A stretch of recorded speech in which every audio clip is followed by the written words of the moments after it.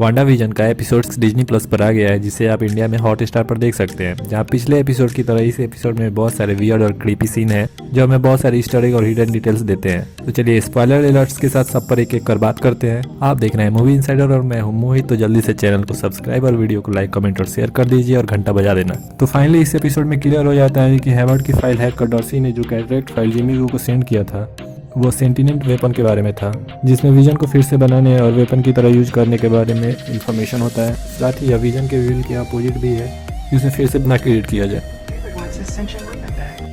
पिछले एपिसोड में दोनों ट्विंस के पास उनकी पावर आ जाती है। जहाँ टॉमी के पास सुपर स्पीड पावर होती है पिएट्रो की तरह, तो वहीं बिली के पास कुछ complicated magical ability like telepathy जैसी होती है। कॉमिक्स में बिली के पास वांडा के जैसे ही रियलिटी रैप करने की पावर होती है।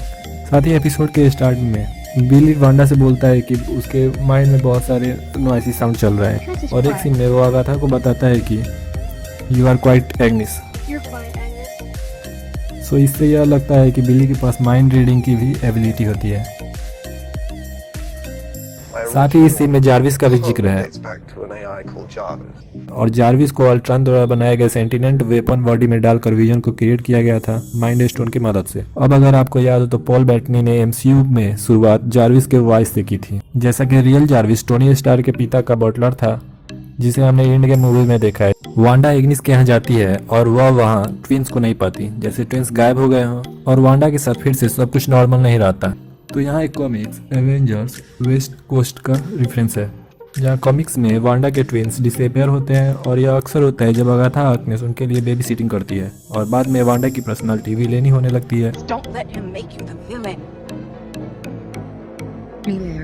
सो अब यहाँ देखना इंटरेस्टिंग होगा कि वांडा के साथ आगे क्या होता है। एग्निस के हाउस में कर्टन पर सिकेड एक प्रकार की मक्खी दिखती है जब वांडा अपने ट्विंस को ढूंढने उसके घर जाती है, और वही मक्खी उसे बेसमेंट में भी दिखती है, जो कि मेफिस्टो का हिंट्स है, जहाँ कॉमिक्स में उसकी पहली अपीयरेंस इसी फॉर्म में हुई थी। साथ ही एग्निस अपने इंटरव्यू के दौरान बोलती है, मतलब कि एग्निस जितनी बूढ़ी दिख रही है वह उससे भी ज्यादा बूढ़ी है। तो यह एपिसोड वांडा की अलग ही रियलिटी बताती है, जो कि एक सोर्सरस मतलब कि जादूगरनी की होती है, जब अगाथा हार्कनेस वांडा को मैजिक यूजर से डिस्क्राइब करती है। लेकिन इससे पहले वांडा और उसके भाई पिएट्रो को एमसीयू में मिराकल से इंट्रोड्यूस किया गया था, जहां बताया गया है कि उन्हें यह पावर माइंड स्टोन से मिली है।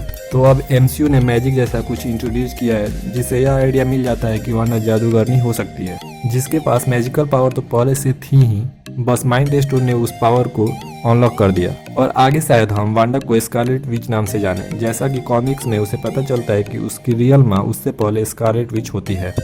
तो यह एपिसोड पिछले सारे थ्योरीज और र्यूमर पर विराम लगाती है, जिसमें वेस्टव्यू हेक्स के लिए मेफिस्टो या फिर नाइटमेयर या फिर शॉर्ट डायरेक्टर हेवर्ड का नाम आ रहा था। तो यहाँ यह क्लियर हो जाता है कि इसके पीछे एग्निस है, जो कि मार्वल कॉमिक्स की कैरेक्टर अगाथा हार्कनेस है, जो कि बहुत पुरानी और शक्तिशाली विच है। कॉमिक्स में उसके कुछ इविल मोटिव्स होते हैं, लेकिन वह कभी भी कॉमिक्स में फुल्ली इविल नहीं रही है।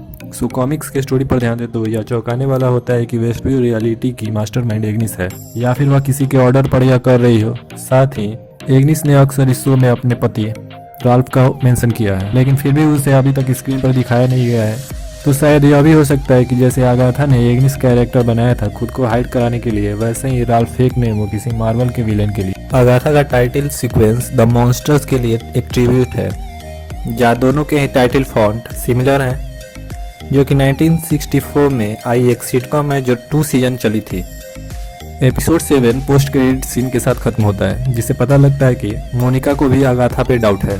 साथ ही वह क्विक सिल्वर के बारे में भी जान चुकी है, जो कि आगाथा का मोहरा होता है। और सबसे इम्पोर्टेंट, अगर आपने गौर किया होगा तो मोनिका की आईज भी पर्पल कलर में ग्लो कर रही होती है। साथ ही यह पोस्ट क्रेडिट सीन हमें अगले एपिसोड के सिटकॉम का भी हिंट्स देता है कि अब वांडा विजन सिटकॉम एरा से बाहर निकलकर एमसीयू के प्रेजेंट स्टोरी लाइन में आ जाएगी। पोस्ट क्रेडिट सीन में एग्निस का हाउस का बाहरी लुक दिखता है, जो कि एक आइकॉनिक टीवी सीरीज बीविच्ड के जैसे दिखती है।